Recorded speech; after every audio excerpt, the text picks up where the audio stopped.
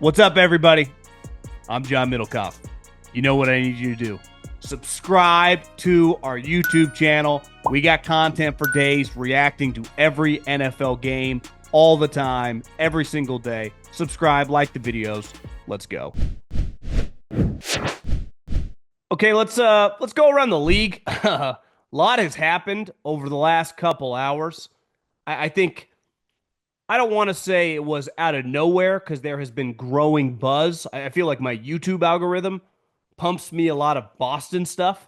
Not sure why, but I ended up consuming a lot of it, and there's been a lot of talk about Jerod Mayo not surviving. And then it became official before the afternoon games even ended. And I think last week when Vrabel ended his contract early, interviewed with the Jets, a lot of people in Boston went, this was kind of a flashing light to, hey, Robert, you're going to have to shit or get off the pot on this one. You're going to have to come get me fast because I got a lot of options, and I want to come to you. You have a player that I want to coach in the quarterback, a quarterback that would be the number one pick in this draft. And as we saw today, there was like, the Patriots is going to lose against the Bills backups to get the number one overall pick. You can never bank on that, in the NFL. But clearly, I think based on the statement that came out, it was very long from Robert Kraft. That thing was written yesterday. This guy was fired before this game was ever played today. And I'll say this about the Patriots. Because they showed a list of all the one and done coaches. You don't look at that list and go, yeah, they screwed up there. Yeah, they would like to have that one back. All those guys, it was the right move. We all know it. It's like, this guy's just not good enough. Now, in Jerod Mayo's case, unlike some of these other guys, like Urban Meyer had no business in the NFL. Jim Tom Sula was a position coach at most. Maybe Jerod Mayo, if he coached longer and had more experience being a position coach and a coordinator, coached outside of the Belichick umbrella, which, let's face it, is an immediate, direction toward failure, right? They put you on a track that goes right toward disaster if you're under his umbrella. Josh McDaniels, Flores was run out of town. Obviously, the big boy in Detroit, Patricia. I saw that Dan Campbell has more wins this season than Matt Patricia's 3 seasons. But I will say this about Robert Kraft, and you never know with old guys, big egos, stubborn. The older you get, like once you get my age, you've seen a lot of different scenarios, like people try to save relationships with children. People chase bad investments with more money. And sometimes when the milk is spilled, you just got to clean it up and move on. And I think Robert Kraft, and they knew this, and this last month has been really, really bad. And the other thing is, when you have this quarterback, you can't afford to screw it up. Now, all signs point to Mike Vrabel. I would expect Mike Vrabel to be the next head coach. He was just inducted into their Ring of Honor. He has a very good relationship with this general manager. But there was a report today that Elliott Wolf is going to stay. And in one of the lists of Mike Vrabel's demands was having a working relationship with his general manager and having a good open line of communication with that individual. So we'll have to see how that plays out. Maybe that's not something that's set in stone. But I think when the Patriots look, they go, this is not, we're not in a good direction under a guy that doesn't know what he's doing. And sometimes you hire a guy who just doesn't know what he's doing. You watch football long enough, we've seen it, right? There are guys that just have bad years and then just go like, this is not going to work. And it's hard. It is really, really difficult. I talk about it all the time with, people talking about Ben Johnson. He's the hot coordinator. The likelihood that Ben Johnson is going to be good as a head coach is like under 50-50. What he has to deal with in Detroit is unlike anything he's going to have to deal with being the head coach. He then, with the GM, run the draft. He then has to deal with all the guys that get in trouble. He then has to deal with guys pouting and are pissed off on the opposite side of the ball that's his baby. It is not apples to apples, right? You just hope the guy has the leadership skills, the ability to handle it. And there's just at the end of the day, you never know until you get put in that seat. And most guys get exposed. And they had a close working relationship with this guy because they had drafted him. He'd obviously been a close part of the Patriot family as a player. Then he worked around New England in the media. Then they hired him as an assistant coach. And Robert Kraft said last year, I knew 5 years ago he's going to be the heir apparent to the hoodie. And less than a year after making him filling in the shoes for Bill Belichick, he's fired. And now it looks like Mike Vrabel is going to be the guy that replaced the guy that replaced the guy. And if you're Drake May, hopefully this is as bad as it gets. Because let's face it, like it's not like Jerod Mayo got an easy landing spot. The roster was really bad. And then after the Drake May pick, him and Elliott Wolf immediately screwed up the draft. Like they made a move that was disastrous, passing on Lad McConkey for Polk, who was not good. McMillan, and this is what I said when they drafted him. It was such a head scratcher. It's like Polk was the guy, the third guy on his own college team.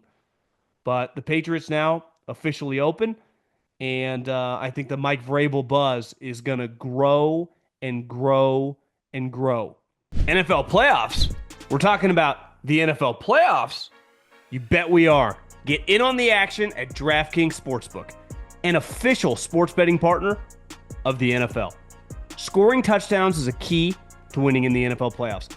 And the key to you scoring big is betting on them at DraftKings, the number one place to bet touchdowns. Ready to place your first bet? Try betting on something as simple like a player to score a touchdown. Go to DraftKings Sportsbook app and make your pick. Here's another reason to watch your favorite players crush it in the playoffs.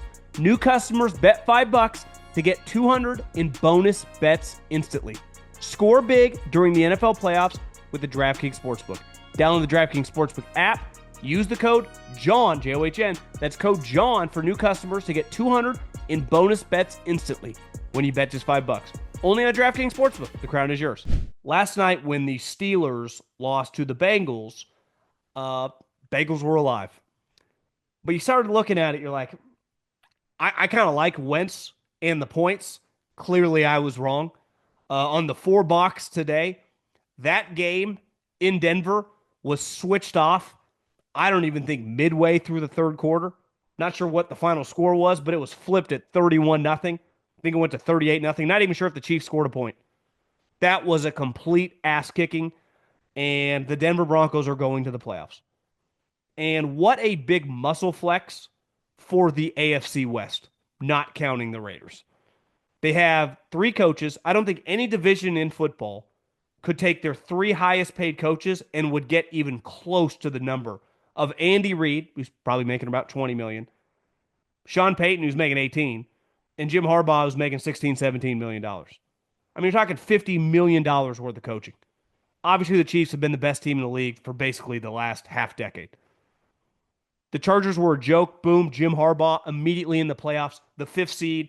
I haven't seen the line. We'll talk about the playoffs a little bit later, but I would imagine they're going to be favored in that game.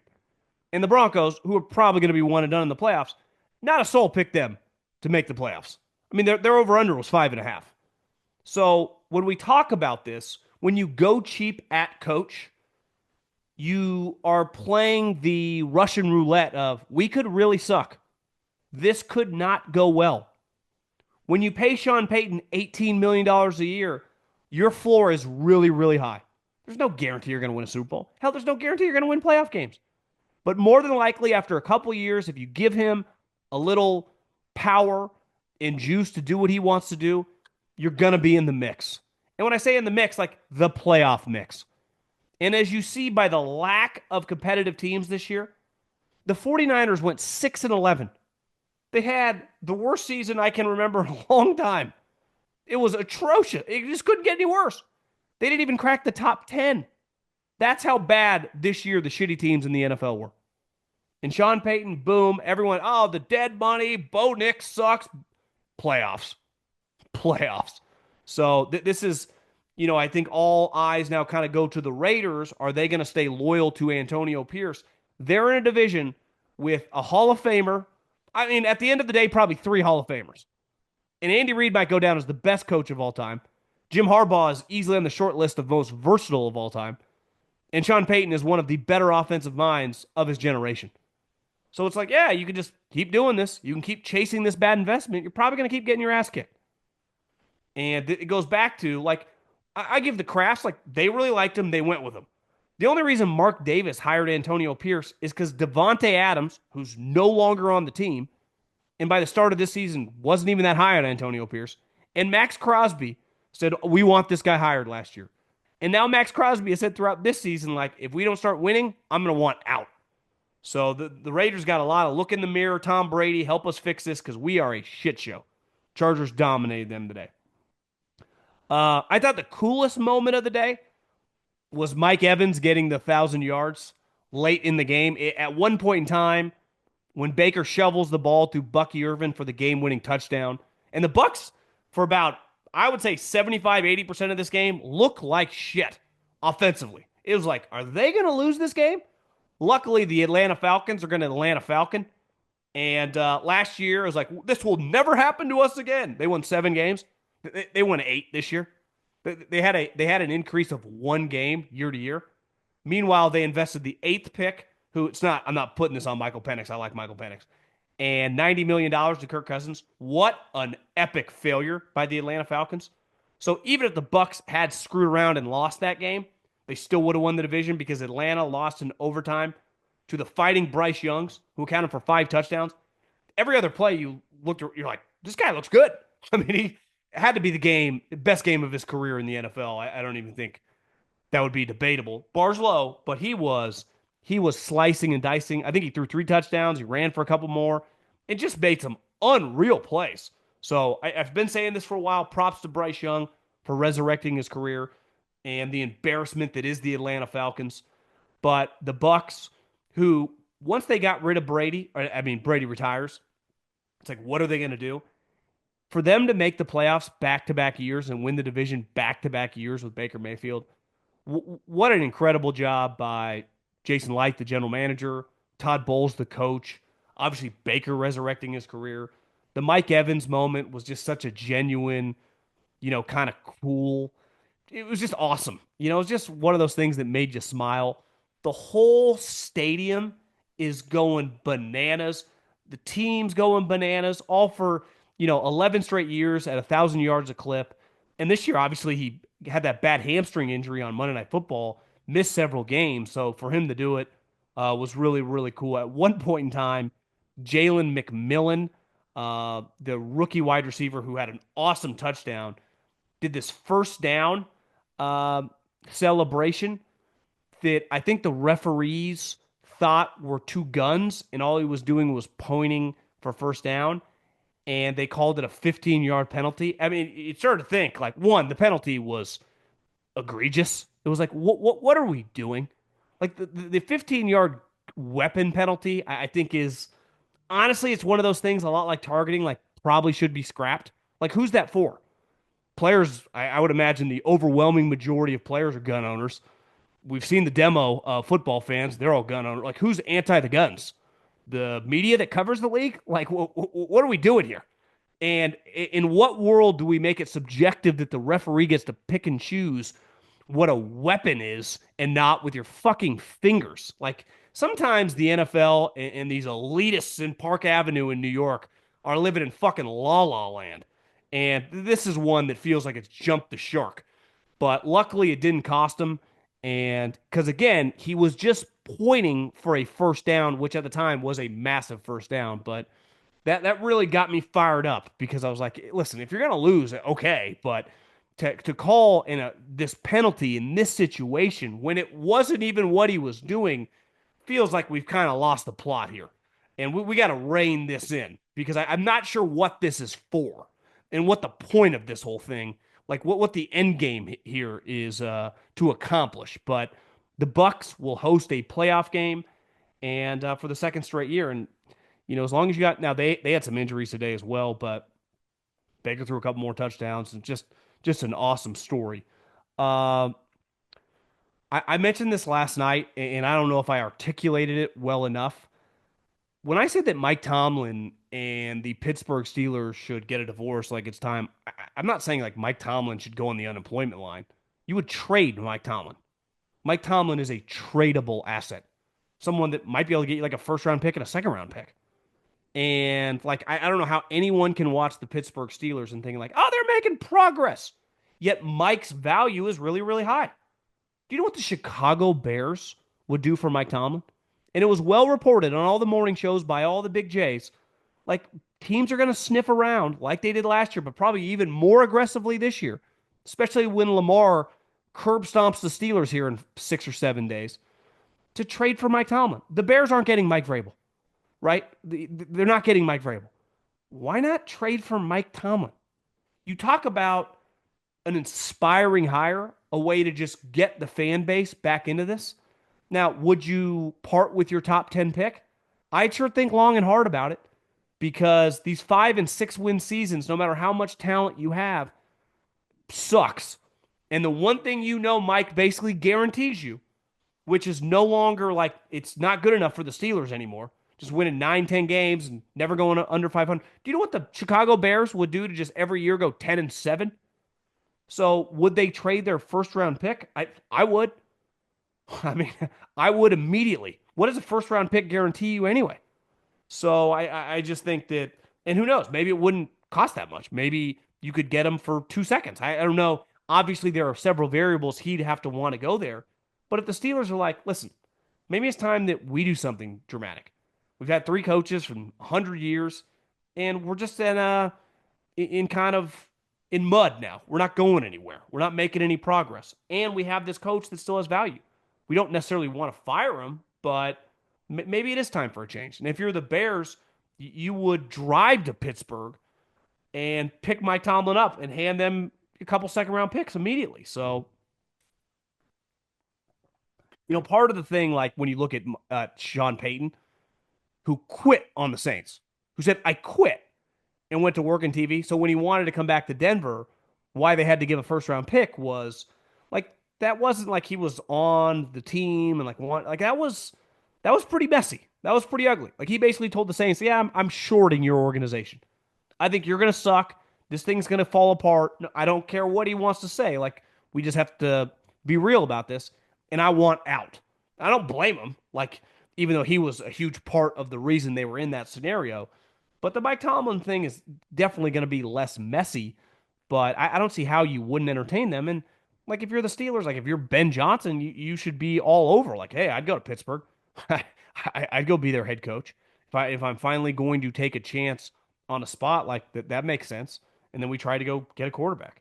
Uh, we found out today that the Tennessee Titans, once Jerod Mayo wins the game, then gets fired before he even leaves the building, he ruined the Patriots' top pick chances. Obviously, that went out the window. The Titans lose, and they get the number 1 overall pick. Uh, I have a soft spot for Nashville, Tennessee. I'm getting married there in a couple months. I think it's an incredible place if you are the top pick. One, if you're Shador Sanders or Cam Ward, which I would imagine is going to be one of the quarterbacks. Maybe Drew Aller, I guess, if he has a couple more good games and comes out. You're going to make 38, $40 million. And it's a no state income tax state. So if you had gone to New York, for example, like you end up paying 55% to the government, you're a minority stakeholder in your own NFL contract. So you go to the Titans because all these teams suck. You are a majority stakeholder in your own contract. Like that's kind of a big deal when you're talking these astronomical amounts of money. And people ask, Middlekauff, why are you always talking about taxes? Because when you're talking about millions, hell, you could be talking about hundreds of thousands of dollars. Kind of important and kind of makes a big deal. And I think the Titans, whenever they're well run, man, they're a sleeping giant. It's a place people want to play. And like I said, this no state income tax is a really, really big deal. Also, that division sucks. So we'll see who they draft. I would imagine. I mean, as of right now, it'd have to be one of the top 2 guys, but who knows? The Browns, finally, I think they're going to be in a tough spot because if they take whatever quarterback the Titans don't take, do you want Deshaun Watson around that guy? At that point, like if you are comfortable with taking one of those 2 quarterbacks, I think you have to cut Deshaun Watson. The toxicity of a situation.